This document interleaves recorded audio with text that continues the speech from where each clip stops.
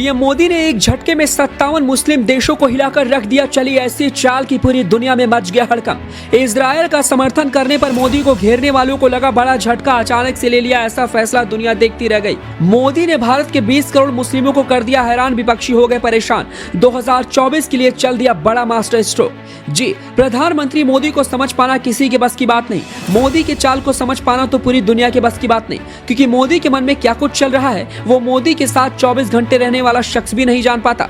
मोदी का मतलब हैरत अंगेज फैसले लेना, जिसके बारे में कोई सोचने की भी हिम्मत ना दिखा सके। मोदी का मतलब इतिहास लिखना, क्योंकि जिस काम को कोई नहीं कर सकता वो मोदी करके दिखाते हैं। जो फैसला कोई नहीं ले सकता वो मोदी लेते हैं। मोदी ने ऐसे कई बड़े फैसले लिए हैं जिसके बारे में लोगों को कानों कान तक खबर नहीं लगती। मोदी ने बीते 9 साल के अंदर देश हित में कई बड़े और डराने वाले फैसले लिए हैं।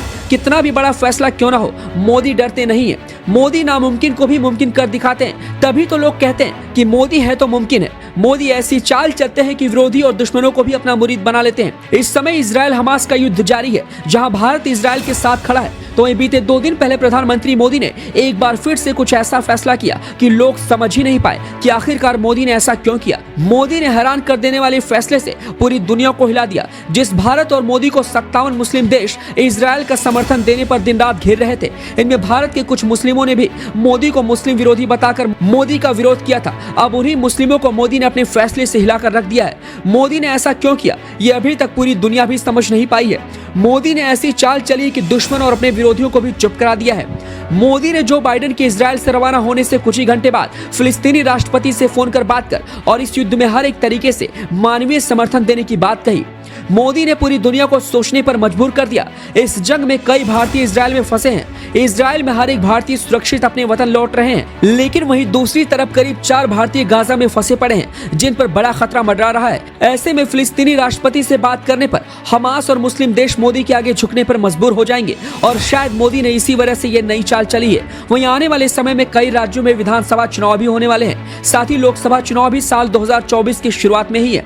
भारत की मुस्लिम आबादी में कई करोड़ मुस्लिम मतदाता हैं जो इस समय फिलिस्तीनी के साथ खड़े हैं, क्योंकि समर्थन करने वालों में कई लोगों के रिश्तेदार और परिवार भी फिलिस्तीन में फंसे पड़े हैं। वहीं बताते चले कि फिलिस्तीनी मुस्लिम देश है और इजराइल यहूदियों का देश है। ऐसे में भारत का ज्यादातर मुस्लिम फिलिस्तीनी के साथ खड़ा है। वहीं केंद्र और कई राज्यों की सरकार फिलिस्तीनी का समर्थन करने पर बड़ा एक्शन ले रही है।